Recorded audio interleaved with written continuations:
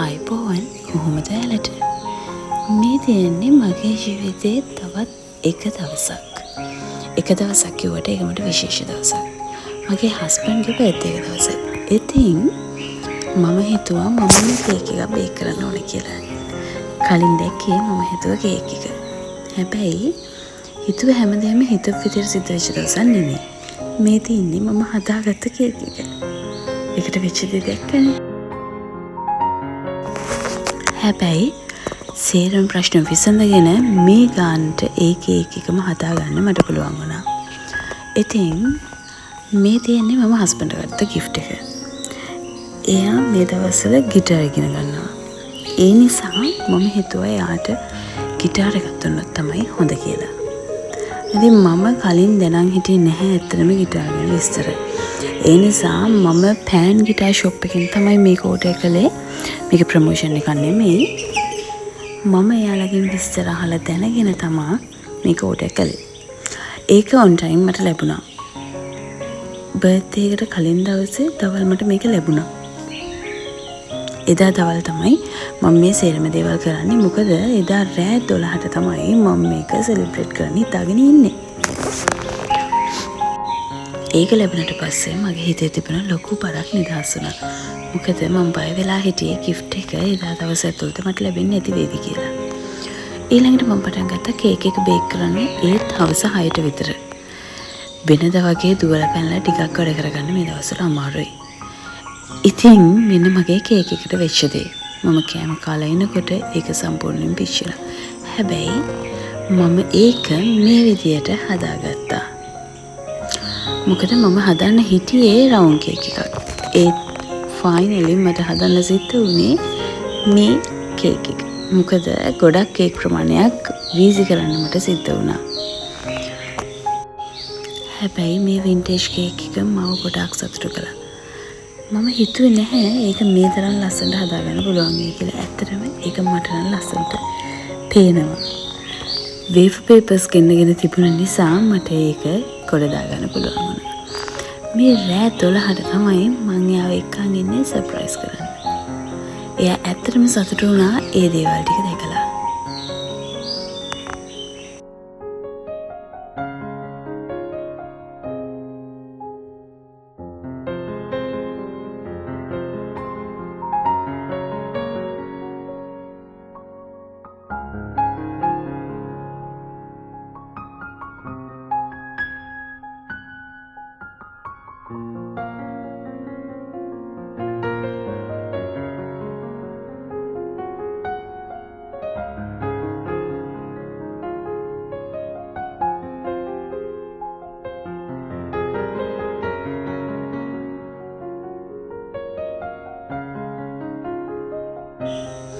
අපේ ජීවිතේ එක දවසක් වුණත් ඒක විශේෂ දවසක් වෙන්න පුළුවන්. ඒ නිසා මම කැමති ඒ විශේෂ දවසේ විශේෂ මතක එකතු කරන්න. ඒ නිසා මම කඩෙන් ගේන්න පුළුවන් වෙලා තිබුණත් මම කේක් එක ගෙදර හැදුවේ. කේක් එක පිච්චුණු වෙලාවෙ මට හිතාගන්න බැරි වුණා මම මොකද කරන්න කියලා. කේක් එකක් ගෙන්න ගන්න වෙලාවකුත් නැහැ. ආයේ කේක් එකක් හදන්න වෙලාවකුත් නැහැ. ඒත් අවසානයේ මම පිච්චුණු කේක් එකකින් මේ වගේ කේක් එකක් හැදුවා. හැබැයි රසයේ ප්‍රශ්නයක් ආවේ නැහැ. වෙනද තරම් ස්වීට්නස් එක ආවේ නැති වුණාට මේ කේක් එකේ පිච්චුණු රසක්වත් කිසිම දෙයක් තිබුණේ නැහැ. ඇත්තටම සමහර ප්‍රශ්නවලදී අපි කලබල නොවී විසඳුම් හොයනවා නම් ඇත්තටම අපිට ගැළපෙන විසඳුමක් හොයාගන්න පුළුවන් වෙනවා. මේ බර්ත්ඩේ එක අපි දෙන්නටම ගොඩක් විශේෂයි. අපි දෙන්නගෙන් බර්ත්ඩේස් එක එක ළඟ තියෙන්නේ. අපේ තව චූටි පැටියෙකුත් අපි ළඟට එන්න බලාගෙන ඉන්න නිසා මේ බර්ත්ඩේ එක අපි දෙන්නට ගොඩක් විශේෂයි.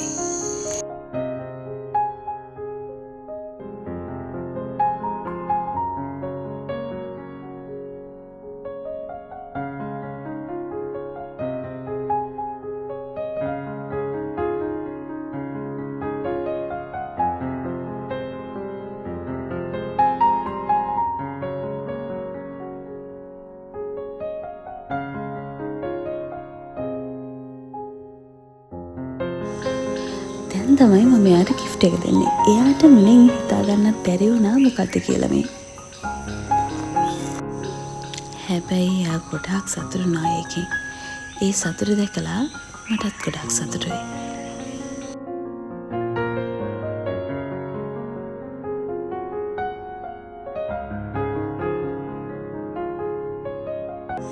පුංචි සෞඛ්‍ය ගැටලු ටිකකුත් එක්ක මේ කාලේ ප්‍රවේශම් වෙන්න ඕන නිසා මම ඒ දවස් ටිකේ ගෙදර හිටියේ. ඒ නිසා එයා හිතලා දෙන්නේ මට ඒකට gift එකක් ගන්න බැරි වෙන්නේ නැති කියලා. හැබැයි මම ඊට කලින් ඉඳන් ඒ ගැන plan කරලායි තිබුණේ.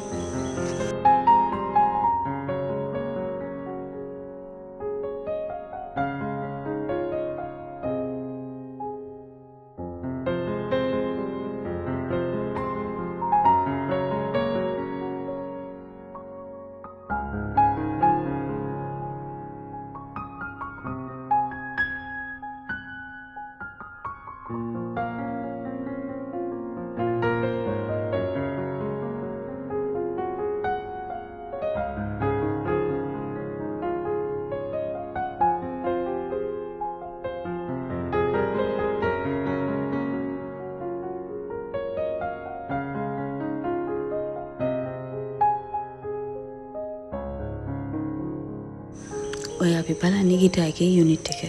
යුනිට් එකකුත් ඔරිජිනල්ම ඒ ගිටාර් එකේ තිබුණා. ඇත්තටම ගොඩක් දේවල් මම දන්නේ නැහැ. ඒත් මම මේ පාර තමා ගිටාර් ගැන ගොඩක් විස්තර ඉගෙන ගත්තේ මේක පර්චේස් කරන්න ඕන නිසා.